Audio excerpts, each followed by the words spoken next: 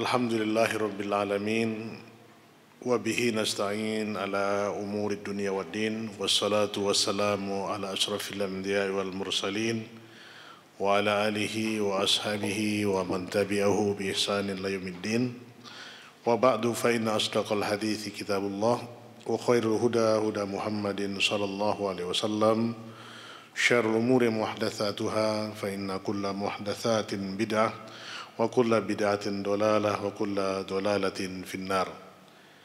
Ma'asyiral akhwat wal ummahat, pemirsa Najiyah TV yang dimuliakan Allah azillahu wa yakunna jami'an.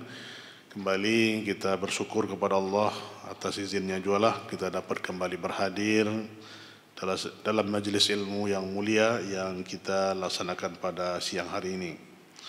Selanjutnya selawat dan salam tercurahkan senantiasa kepada Nabi besar kita Muhammad sallallahu alaihi wasallam, pada keluarga beliau, keturunannya dan para sahabatnya dan umatnya yang terus menjalankan agamanya pada sampai akhir zaman kelak. Para ummahat dan akhwat yang mulia Allah Subhanahu wa taala, kita di kesempatan ini akan melanjutkan kajian kita masih seputar tentang kehidupan Rasulullah sallallahu alaihi wasallam di rumah tangganya, ar-Rasul fi baitihi, yang telah berlalu pembahasan demi pembahasan tentang suri toladan kehidupan yang dilalui oleh Rasulullah sallallahu alaihi wasallam bersama anggota keluarganya, ya, bergaul dengan istri dan sahabat-sahabatnya, dan ini merupakan bentuk contoh yang baik yang harus kita senantiasa amalkan dalam kehidupan kita mencari kebahagiaan hidup. Karena Nabi kita sallallahu alaihi wasallam katakan baiti jannati, kita jadikan rumah kita itu sebagai surga bagi kita. Nah, untuk mewujudkan ini dibutuhkan ilmu, dibutuhkan pengetahuan.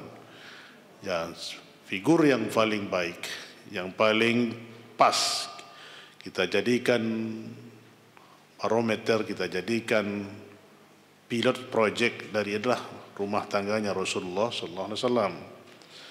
Banyak orang melihat, ya, rumah tangga yang dibangun dengan keduniaan, ya. Mereka mungkin mencontoh bagaimana rumah tangga orang-orang terkenal, mencontoh rumah tangga orang-orang yang berbuat maksiat, ya, yang diberi kelebihan harta, kekayaan, tapi pada hakikatnya mereka tidak akan sampai kepada yang namanya sa'adah, as-sakinah, karena tujuan gharat kehidupan mereka itu amatlah jauh berbeda dengan apa yang dicontohkan oleh Rasulullah sallallahu alaihi wasallam. Bagaimana Nabi mengatasi problematika rumah tangganya. Banyak para pakar yang menulis dan mengkaji terus bagaimana kiat-kiat yang dilakukan oleh Rasulullah sallallahu alaihi wasallam. Bahwasanya permasalahan rumah tangga akan terus ada sampai kita tidak ada lagi dunia ini. Selagi kita berada di dunia ini pasti silang sengketa, silang pendapat pasti akan terjadi.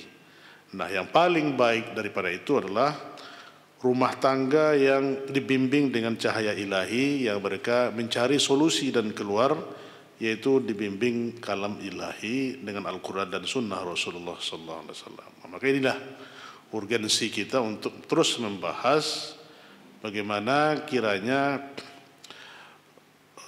contoh uswah ini kita tiru dan teladani dalam menata kehidupan rumah tangga kita.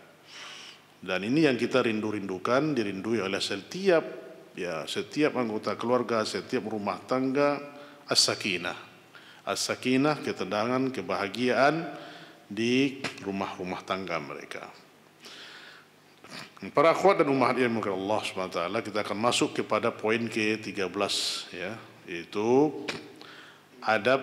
adabun nabawi yang bagi al-ihtimam bihi. Itu adab-adab Nabi yang sepantasnya kita punya perhatian untuknya, ya, perlu kita perhatikan terus bagaimana adab Nabi sallallahu alaihi wasallam yang kita tiru.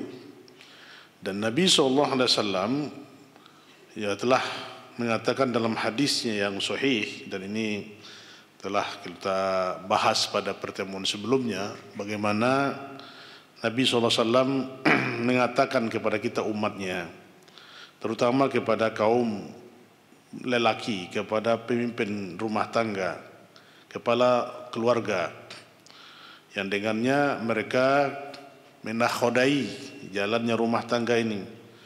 Maka Nabi SAW menyatakan dengan hadisnya yang sahih ini, khairukum khairukum li ahlihi wa ana khairukum li ahli. Nah, ini hadis yang telah kita bahas pada pertemuan sebelumnya tentang takhrij hadis ini, di mana Nabi SAW katakan, sebaik-baik kalian, diulangi lagi oleh Nabi kita yang mulia, sebaik-baik kalian adalah sebaik-baik kepada keluarganya. Ini takkid ya, dua kali Rasulullah SAW yang paling baik di antara kita itu adalah yang paling baik kepada keluarganya. Wa ana khairukum li ahli, dan aku adalah yang paling baik di antara kalian kepada keluargaku. Maksudnya Nabi adalah yang paling baik kepada keluarga dibandingkan kita, dibandingkan para sahabat dan umatnya yang lain. Ya.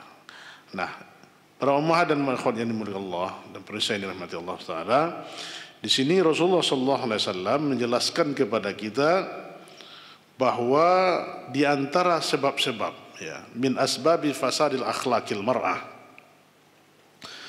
di antara sebab-sebab rusaknya akhlak istri dan rusaknya akhlak wanita itu adalah bahwasanya, kata Syekh, annar rajula yaqumu bidarbi zaujatahu, yaitu yang menyebabkan nanti ya seorang istri yang bermuruk ya atau bermental jelek itu adalah seseorang suami yang dia itu ringan tangannya dengan memukul istrinya ya.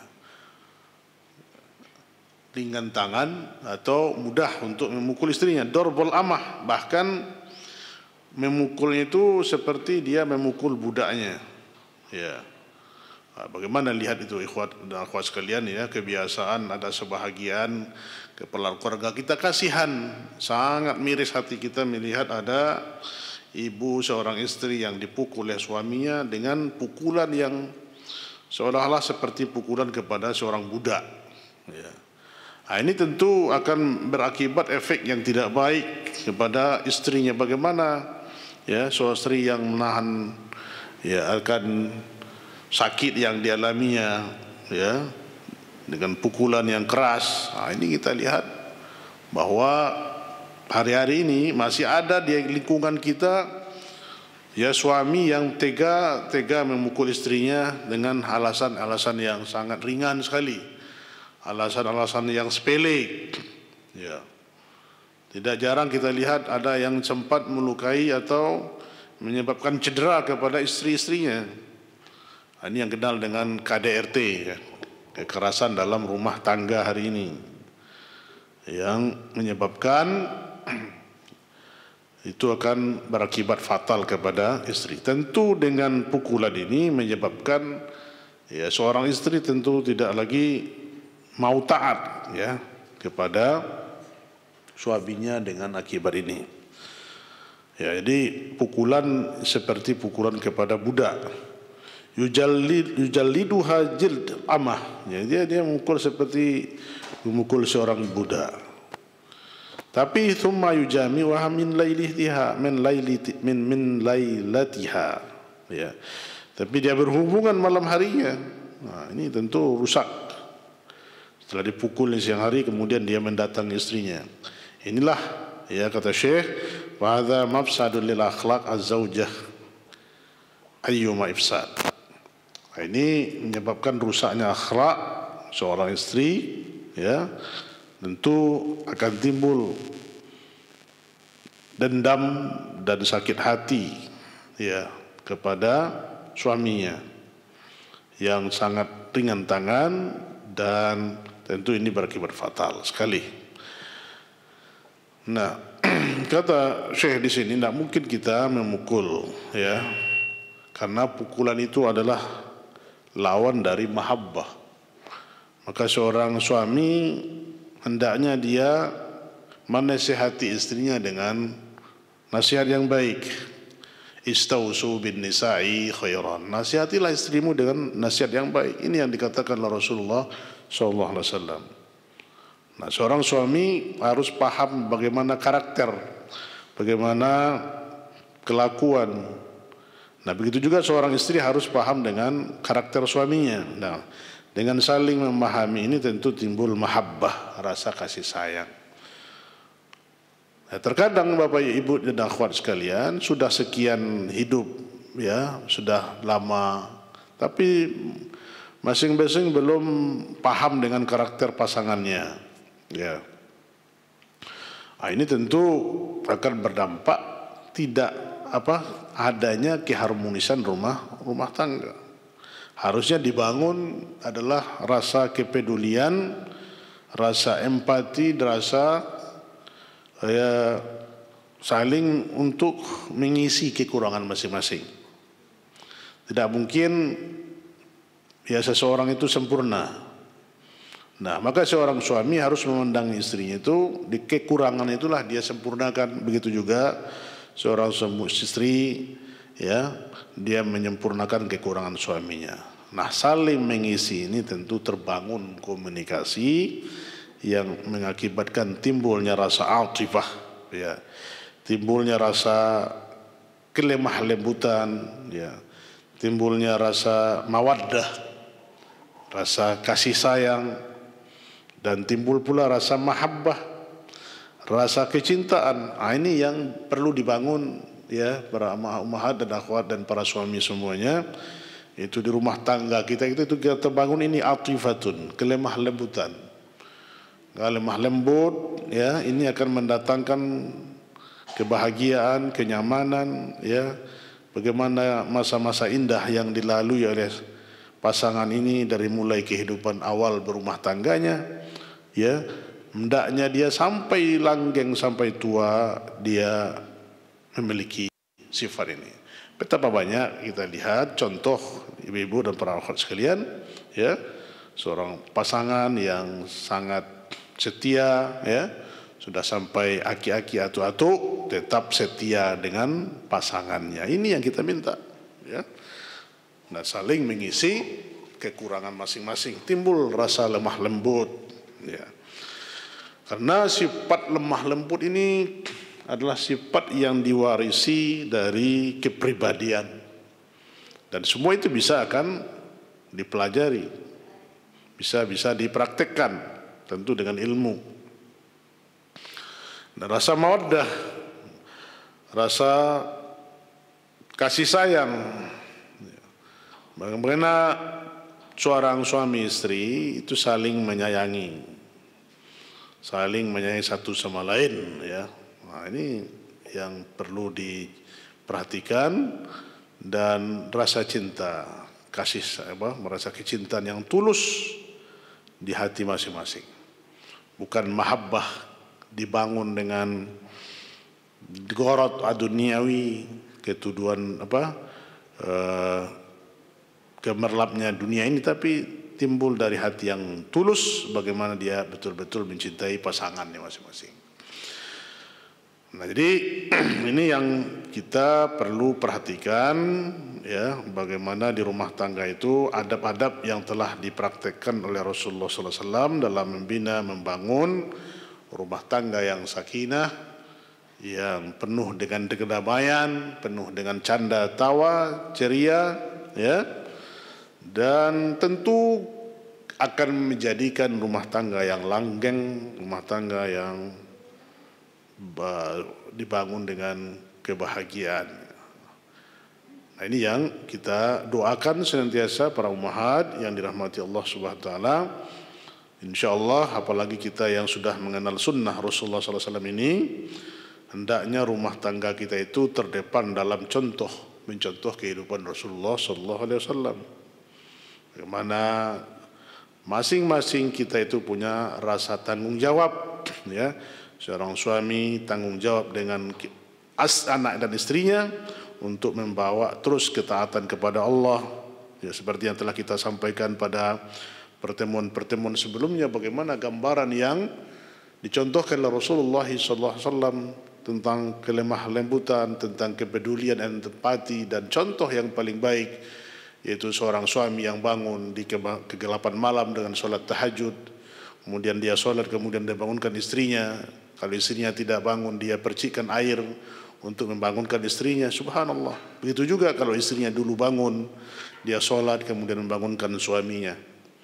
Nah, ini akan turun rasa mawaddah dan sakinah, ya, terpancar dalam rumah tangga yang dilandasi dengan ibadah kepada Allah Subhanahu wa taala, ya, dibanding rumah tangga yang tidak mengenal agama. Kita lihat ibu-ibu dan para akhwat sekalian, ya, betapa banyak orang yang diberikan kelebihan harta, kelebihan dunia ini, ya, namun tidak mendapatkan namanya kebahagiaan di rumah tangga mereka. Ini kenapa?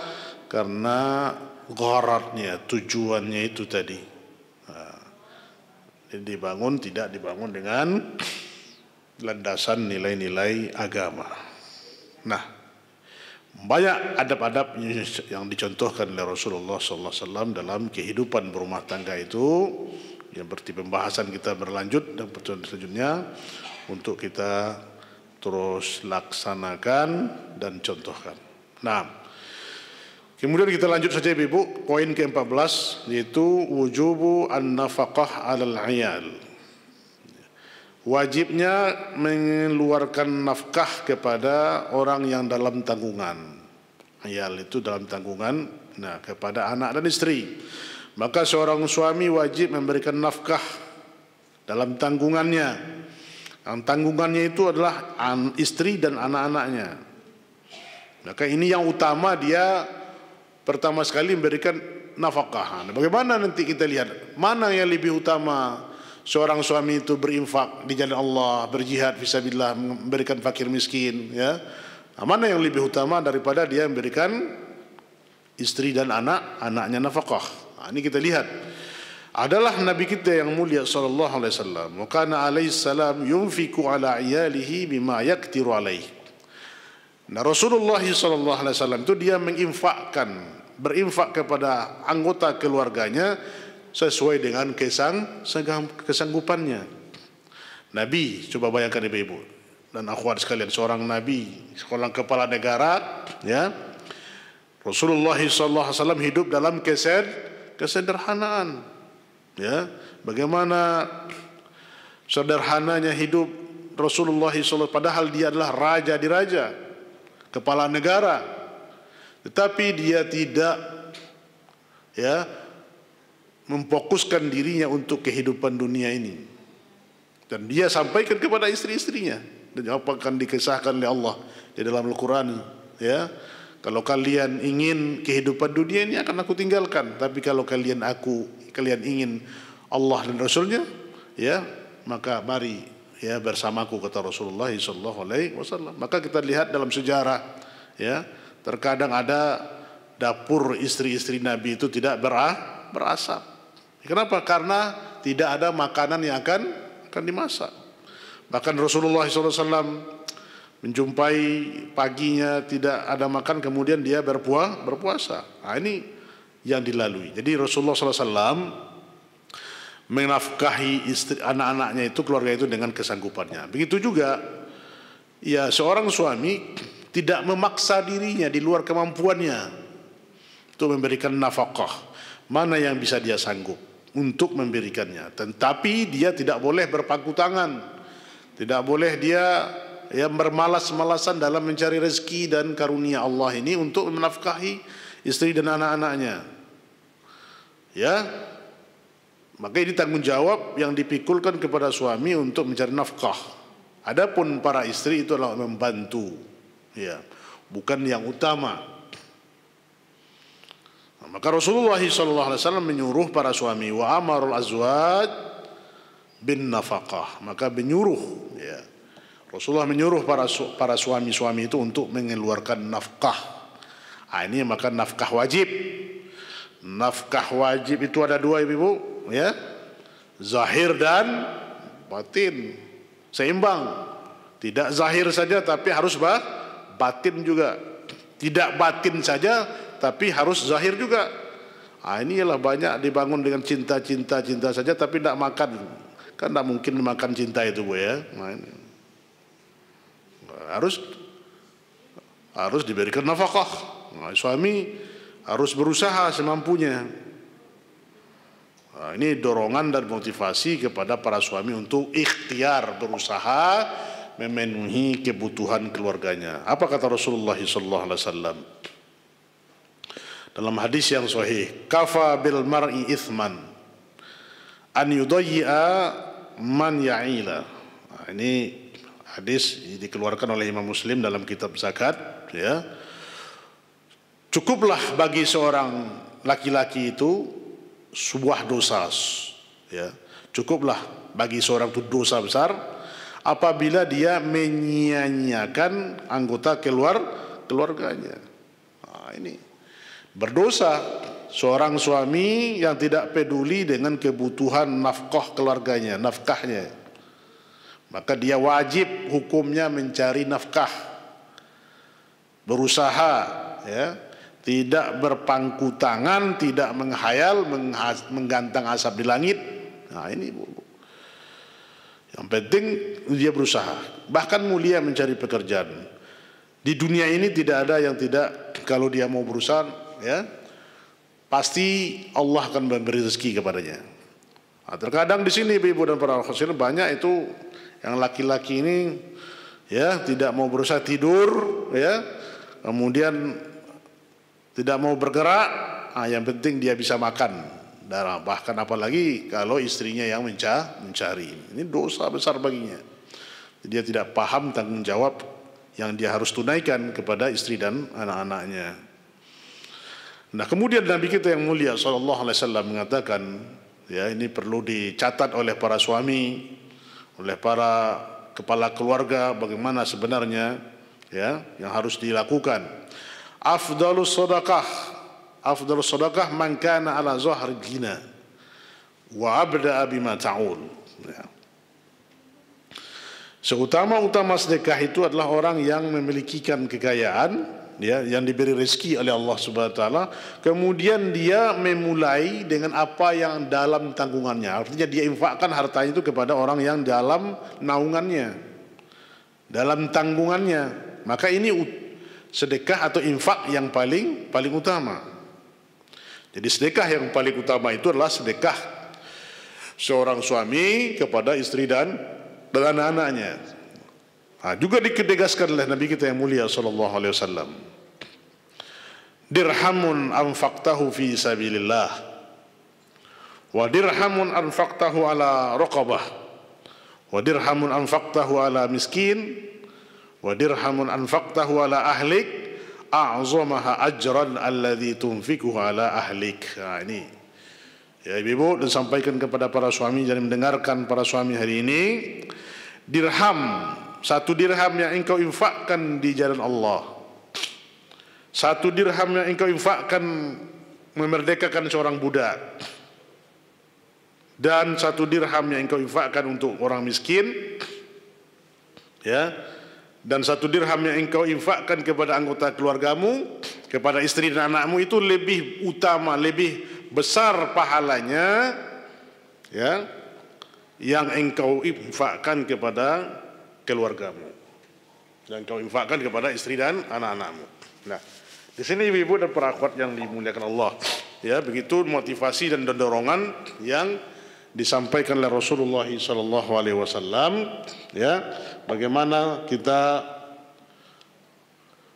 seorang suami yang menginfakkan hartanya di jalan Allah itu lebih utama dia infakkan kepada anak dan istrinya. Ibu-ibu dan para akhwat yang dimuliakan Allah Subhanahu wa taala, kita lanjutkan. Ini, ya, yang disabdakan oleh Rasulullah SAW tentang keutamaan infak, ya, yang dikeluarkan kepada istri dan anak-anaknya lebih utama daripada infak fisabilillah yang diinfakkan untuk merdekakan budak atau memberikan makan orang miskin. Ini yang paling utama. Ini tentu, ya, ibadah yang paling agung, yang paling mulia di sisi Allah Subhanahu wa taala. Nah, ini menunjukkan dalla dzalika ala anna al-infaq 'ala al-aulad wal ahl ya darbu minal jihad fi sabilillah. Bayangkan ibu-ibu, dengan hadis yang disebutkan oleh Rasulullah sallallahu alaihi wasallam ini, berinfakkan harta kita kepada anak-anak dan istri ini lebih mulia dari menginfakkannya di jihad fi sabilillah. Bayangkan bagaimana keutamaan mati ya di medan perang untuk berjihad, masuk surga tanpa hisab. Ya, ini keutamaan yang besar jihad fi sabilillah. Namun menginfakkan harta, memberikan belanja nafkah kepada istri dan anak-anak itu lebih utama daripada jihad fi sabilillah. Subhanallah. Kalaulah ini dipahami oleh para suami semuanya, tentu dia akan lebih giat lagi untuk berusaha, giat lagi untuk mencari rezeki ma'isyah ini. Dia tidak akan membiarkan istrinya ya bekerja banting tulang ya untuk menafkahi dia dan anak-anaknya. Terbalik ibu-ibu, ada di sana itu ya ummahat, subhanallah, suaminya sehat-sehat, suaminya bisa bahkan banyak menyibukkan waktu bermain di warung, main-main ya, menyia-nyiakan waktu, habis hari berhari demi hari dia lalui hanya untuk ya santai, sementara istrinya bekerja banting tulang. Ya. La haula wala quwata illa billah. Mana kecemburuan ini? Kecemburuan seorang suami melihat istrinya bekerja, kemudian dia berpangku tangan, berleha-leha, ya, kemudian dia menghabiskan waktunya hanya untuk kesenangannya. La haula wala quwata illa billah. Maka seorang mukmin tidaklah seperti itu. Seorang suami yang muslim tidaklah seperti itu. Dia harus kuat, berusaha sesuai dengan kemampuannya. Dia sebatas kemampuan yang dia lakukan. Karena apa? Karena bagaimana jihad fisabilillah?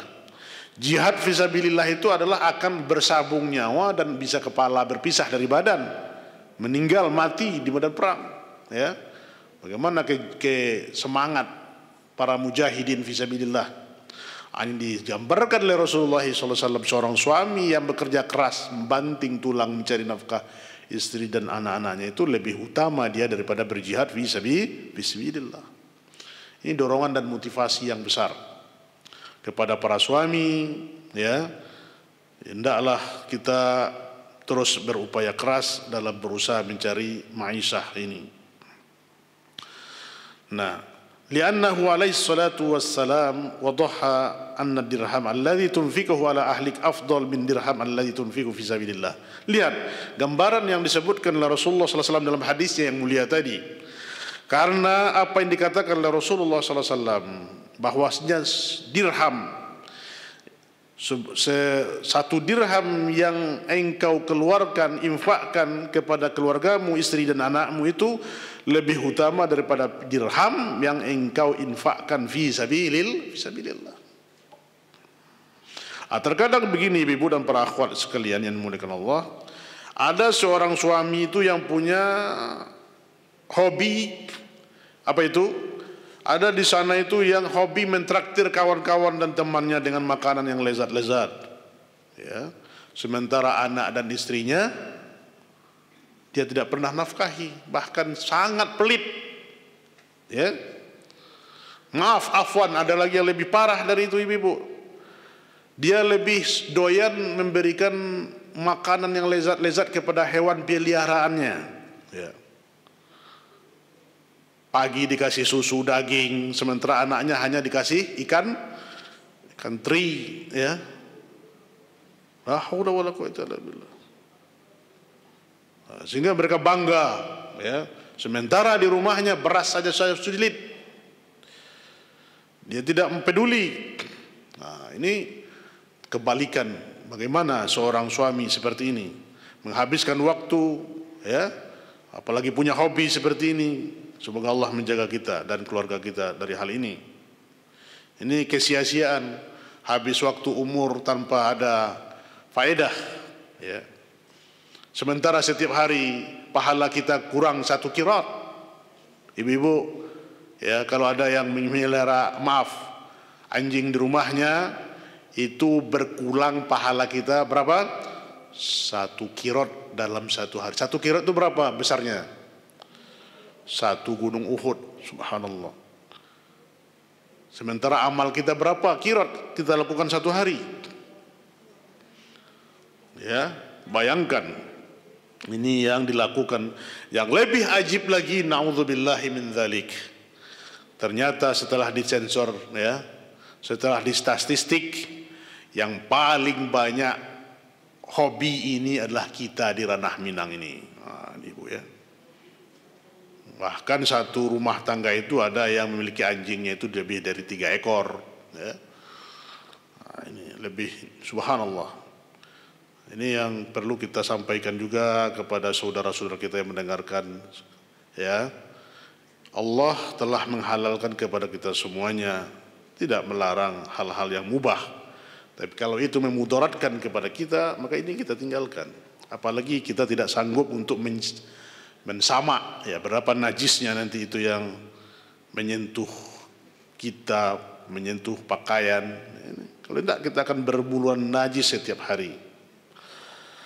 Nah, ini ibu-ibu, ya, dan para akhwat sekalian dan pemirsa yang dirahmati Allah Subhanahu wa taala, agar para suami hati-hati dan sungguh-sungguh untuk berinfak, ya, kepada anggota keluarganya.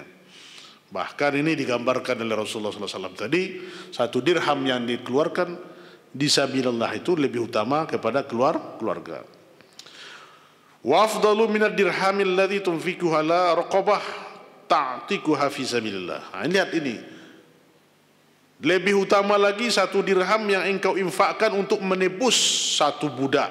Bagaimana keutamaan memerdekakan seorang budak? Bahkan dosa-dosa pelanggaran yang berat pun itu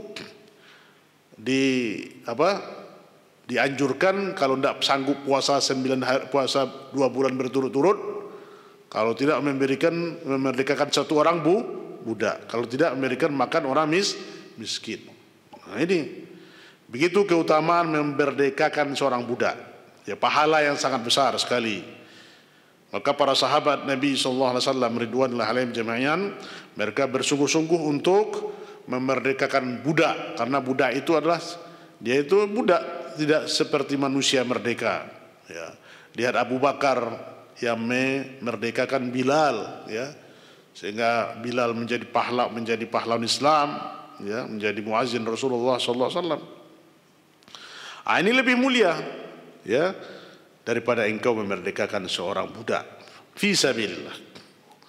Kenapa kata Syekh di sini lebih utama memberikan makan anak dan istri itu? Li'annaka tughniyahum an su'alin nas. Ya, karena apa? Karena engkau menyebabkan mereka cukup dan tidak meminta-minta kepada manusia. Maka seorang suami cemburu dia kalau nanti anak dan istrinya berkekurangan kemudian meminta-minta kepada manusia, mengemis. Ibu-ibu dan para akhwat yang dimuliakan Allah, kita lihatlah bagaimana itu, ya. Di sekitar kita ini banyak ibu-ibu berjalan, ya. Bahkan ada 2 orang mengetok pintu rumah kita, ya, minta sedekah, ya. Kemudian masih ibu-ibu yang sehat, anak suami-suami mereka, atau mungkin mereka tidak punya suami, tapi bagaimana tanggung jawab, ya, keluarganya. Kalau seorang wanita, ibu-ibu, tidak punya suami, maka tanggung jawabnya jatuh kembali kepada siapa? Jatuh kembali kepada kedua orang, pada bapaknya. Kasihan kita melihat anak-anak yang sudah diajar mengemis, anak-anak kecil, ya, padahal ayahnya masih ada. Apalagi na'udzubillah min dzalik, seorang bapak yang tega menjadikan anak-anaknya sebagai mesin produksi untuk mengambil harta-harta kaum muslimin dengan memperalat mereka untuk mengemis, ya. Ini ibu-ibu dan para akhwat sekalian, kita lihat, ya, seorang anak-anak yang masih belia, anak kecil meminta-minta kepada manusia. Inilah makanya, ya, Tanggung jawab ini dibebankan kepada laki-laki agar dia memelihara iffah kepada anggota keluarganya. Ya, anak yang dilahirkan itu harus dia beri nafkah, dia santuni, dia beri kekuatan agar anak-anak itu betul-betul dia bimbing, nanti kelak menjadi dewasa dia akan berusaha dengan sendirinya. Ini makanya kata Rasulullah SAW, kalian meninggalkan keturunan yang kaya, ya, yang berada lebih baik daripada kalian meninggalkan anak-anak yang lemah kemudian meminta-minta kepada manusia. Nah, di sini ukurannya bahwasanya umat Islam itu harus berusaha dan bisa, tidak terhalang kepada kita untuk menjadi orang kaya. Umat Islam itu harus jadi orang kaya. Ya. Ini salah kaprah ibu-ibu dan perawakan, kalau kita mengaji itu tidak perlu lagi berusaha, hanya duduk di masjid, ya, mengaji. Bukan seperti itu konsepnya. Lihat para sahabat-sahabat Nabi SAW, mereka mencari ma'isyah. Abdurrahman bin Auf, ya, contoh sahabat Nabi yang kaya raya, bahkan dia meminta miskin, tidak pernah jadi jatuh miskin. Nah, maka orang Islam itu dia harus berusaha untuk menjadi orang kaya. Bukan tujuannya dunia, tapi dengan hartanya itu menjadi wasilah dia untuk mengantarkannya kepada ridho Allah. Bagaimana kita akan berinfak sementara harta infak kita tidak ada? Bagaimana kita akan bersedekah sementara harta kita tidak ada? Bagaimana kita menunaikan ibadah, ya, ibadah yang seperti kita berniat untuk umroh, melaksanakan haji. Maka umat Islam, konsep Islam itu seperti itu, mulia dan ikhtiar. Nah, ini kepada para suami, para pemimpin kepala keluarga, hendaklah kita terus menyadari fungsi dan tanggung jawab kita yang kuat ini, ya. Li'anna infaqaka alaihim wajibun fi dhimmatik. Nah, ini kata Syekh, karena infakmu itu atas mereka itu hukumnya wajib, karena mereka itu adalah dalam zimmah pemeliharanmu. Ya, jadi seorang suami itu hukumnya wajib menafkahi istri dan anak-anaknya. Bagaimana hukum wajib? Kalau dia tidak menunaikan kewajiban ini, dia menjadi pelaku dosa besar, ya, menjadi pelaku dosa besar. Bainamal jihad qad la yakunu wajiban fi haqqika. Beda dengan jihad, bisa saja jihad itu tidak wajib bagimu, ya. Suatu mungkin belum, ya, wajib bagimu untuk berjihad fisabilillah, tapi menafkahkan harta kepada istri dan anak itu adalah wajib, harus ditunaikan. Nah, para akhwat dan ibu hadirin dirahmati Allah Subhanahu wa taala. Nah, kita lihat pula apa yang dikomentari oleh Syekh. Kam hum mujrimuna ulaika al-azwaj alladhi yukassiruna bal yufarrituna fil infaq ala buyutihim. Ya. Betapa banyak pula kita jumpai di rumah tangga itu, rumah tangga mujrim, para suami yang berdosa, yang mereka itu mengurangi belanja, ya. Bahkan mereka membatasi anggaran untuk belanja rumah tangganya. Fil infaq ala buyutihim. Padahal dia memiliki harta, memiliki keuangan, tapi pelit kepada istri dan anak-anaknya. Nah, ini kita lihat para suami yang apa ini, yang mementingkan diri sendiri dan tidak peduli dengan keluarganya. Ini tentu dosa yang terus mengalir, terus kesalahan yang dilakukan oleh suami seperti ini. Hendaklah dia sadar dan tahu tanggung jawab ini. Ya, kita engkau jumpai dia, ya, mungkin dia diberi kelebihan, lakinnahu atilun batilun qaidul fil bait. Tapi dia menyanyiakan harta yang diberikan Allah itu kepada dia. Allah berikan kepadanya kelebihan, tapi dia mungkin duduk di rumahnya dengan kondisi apa? Qaidun fil baiti yashrabu dukhan wa zaujatuhu tastaghillu huna wa hunaka tahinu nafsaha. Ya.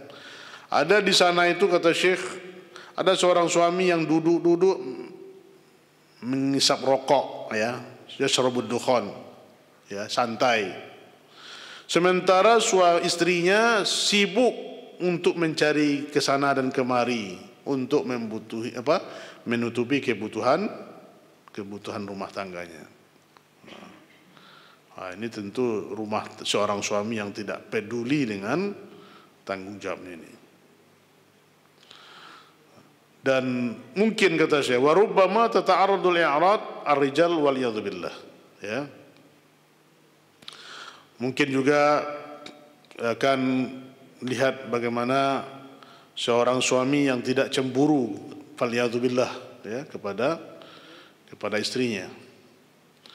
Atau mungkin engkau akan melihat warubbama taqulu lahu zaujah ahdar lana ta'am, ya, bisa saja nanti istri itu meminta kepada suaminya, datangkan kepada kami makanan, ya, cari padahal dia santai-santai. Ini datangkan kepada kami makanan, fayaqulu laha, apalagi dijawab oleh istrinya itu, oleh suaminya, silahkan kamu cari sendiri, ya. Ada pula yang seperti itu, ya. Betapa teganya seorang suami yang berkelakuan seperti ini, bahkan untuk makannya sendiri dia paksa istrinya untuk berusaha. Nah, begini, ini kita lihat bagaimana dikisahkan oleh Syekh di sini, seorang istri yang dipaksa bekerja oleh suaminya ke luar rumah. Kemudian naudzubillah dia berikhtilat, bercampur baur dengan laki-laki yang bukan mahramnya, ya. Apa yang terjadi, maaf ibu-ibu, para akhwat sekalian, terjadi perselingkuhan hari ini, ya, digambarkan oleh Syekh, itu adalah akibat dibebaskannya para istri, ya, bekerja di luar rumah tidak syar'i, ya. Apalagi mereka yang ada wanita yang menjadi supir bus, ya, ada yang jadi kondektur, ya, ada berbagai profesi, ya. Hari ini kita lihat, ya, ini kita berlindung kepada Allah agar kita dan anggota keluarga kita terhindar dari perbuatan ini. Terjadi campur baur dan ikhtilat yang menyebabkan, ya, terjadinya perzinaan, terjadinya perselingkuhan, faliyadzu billahi min zalik,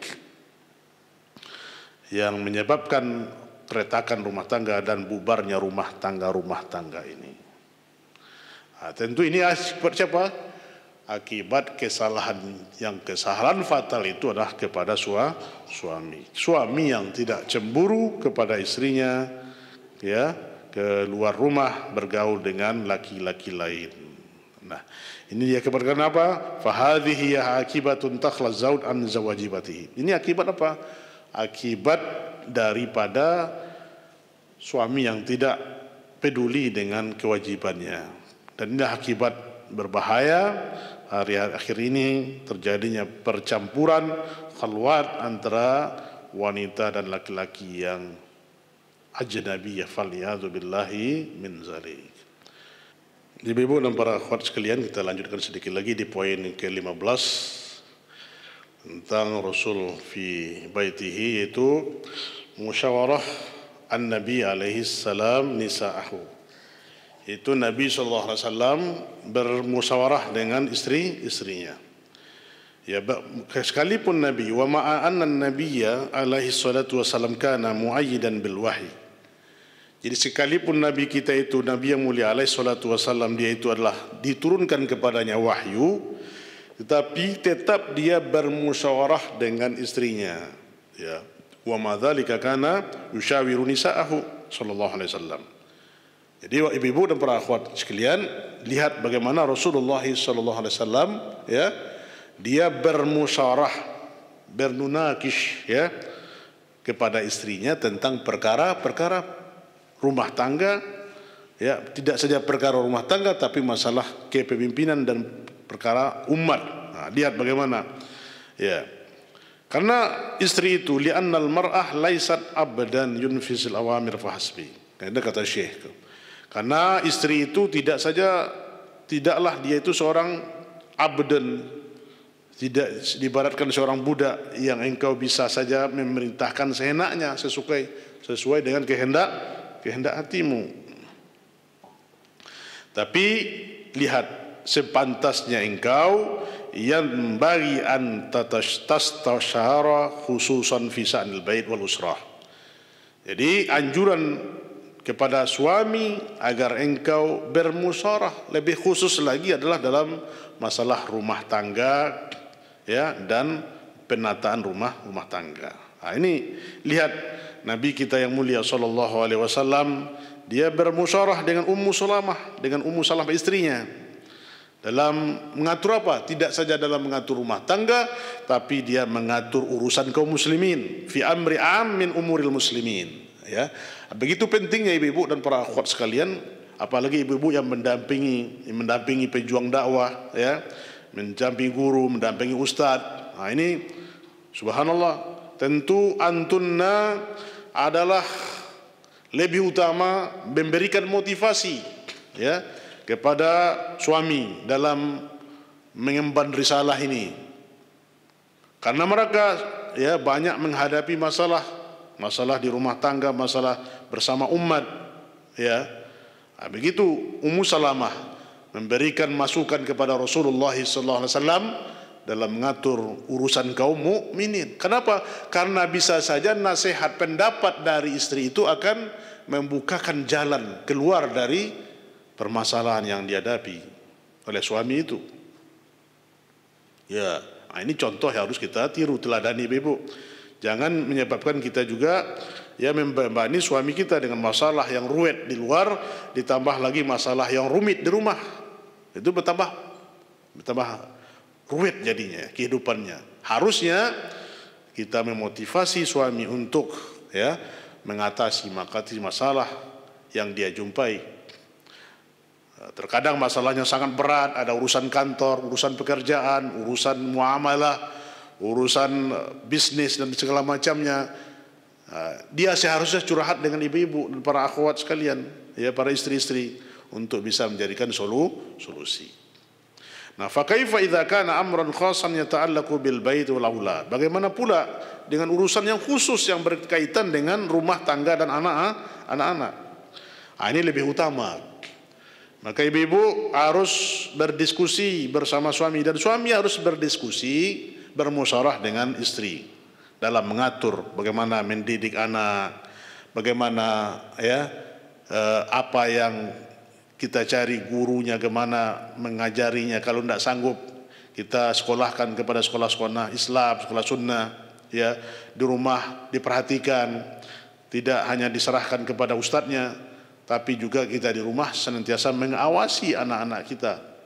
Nah, ini peran peran orang tua keduanya dalam mengatur anak-anak ini.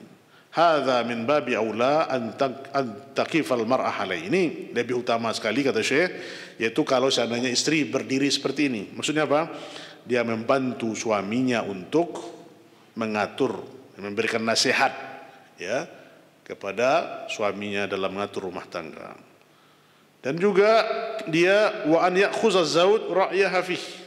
Seorang suami juga hendaknya mengambil pendapat istrinya, jangan pendapat dia sendiri. Ibu-ibu dan para akhwat sekalian, terkadang, ya, pendapat istri itu bisa menyelesaikan masalah yang rumit.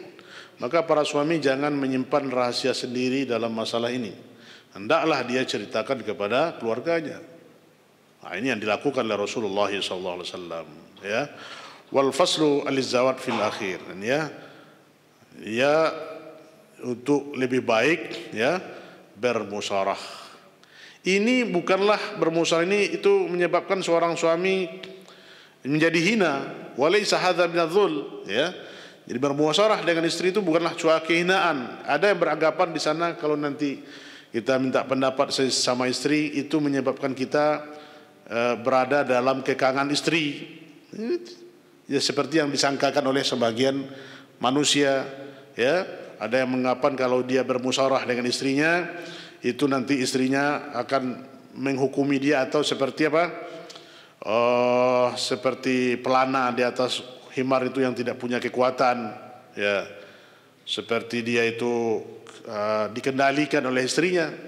Tidak seperti itu, karena kita butuh pendapat istri. An-Nabiyyu alaihi salatu wasallam yadkhul ila Ummu Salamah. Pada suatu ketika Nabi kita yang mulia sallallahu alaihi wasallam masuk kepada Ummu Salamah dalam keadaan emosi, marah Nabi. Apa kata Ummu Salamah kepadanya? Ma balak, apa yang engkau alami? Apa yang engkau alami? Apa yang engkau rasakan? Engkau menyuruh manusia untuk berbaik akhlak sementara engkau tidak menampakkan akhlak yang baik. Ini nasihat istri. Lihat Rasul sallallahu alaihi wasallam, Nabi yang diberikan wahyu kepadanya, lihat peran istrinya Ummu Salamah yang memberi nasihat yang luar biasa, ibu.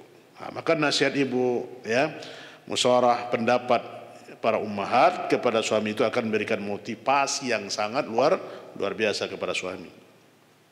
Ya, jadi lihat juga bagaimana kisah-kisah Hudaybiyah, ya, dan kisah-kisah yang berlalu dialami oleh Rasulullah sallallahu alaihi wasallam yang banyak sekali kita jumpai, ya, untuk pendapat-pendapat yang dikeluarkan oleh istri-istri Rasulullah sallallahu alaihi wasallam.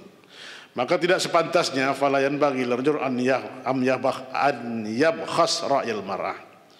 Tidak sepantasnya seorang suami itu menafikan pendapat istri-istrinya, ya.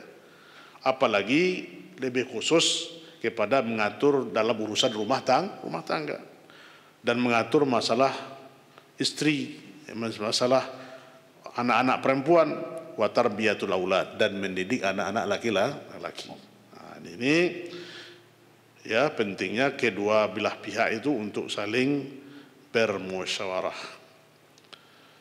Ya, jadi tidak pernah ada dari Nabi sallallahu alaihi wasallam bahwasanya dia tidak meminta pendapat kepada istrinya.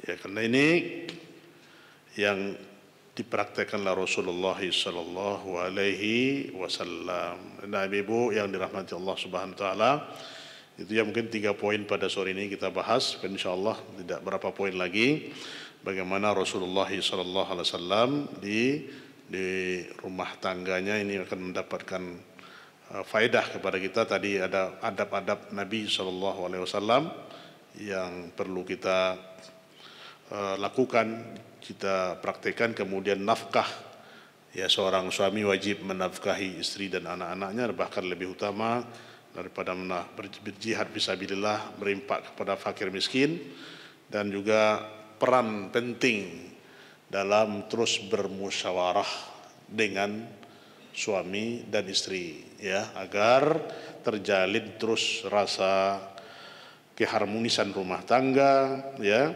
Dan beban yang berat akan terasa ringan kalau kita saling mengungkapkan, ya, rasa apa yang kita alami itu kepada satu sama lain, dan hendaknya ini terjadi keserasian di rumah tangga kita. Wallahu taala alam. Ini ibu-ibu, ya, sampai poin ke-15. Insyaallah kita akan lanjutkan nanti ke poin berikutnya di kesempatan selanjutnya. Itu 1 poin lagi, insyaallah akan kita tutup pembahasan ini. Itu tinggal 1 pembahasan lagi, insyaallah, itu wujub bakul qawamah, ya, pertemuan berikutnya insyaallah taala. Wallahu taala alam. Mungkin ini yang dapat ana sampaikan. Kalau mengingat waktu asar sudah masuk, kita tutup dengan banyak maaf atas segala kekurangan dan kelakuan. Semoga berfaedah kepada kita semua, khusus sebarana sendiri. Benar datang dari Allah dan salah dari anak jangan menampun. Kita tutup subhanakallahumma wa bihamdika asyhadu an la ilaha illa anta astaghfiruka wa atubu ilaik. Assalamualaikum warahmatullahi wabarakatuh.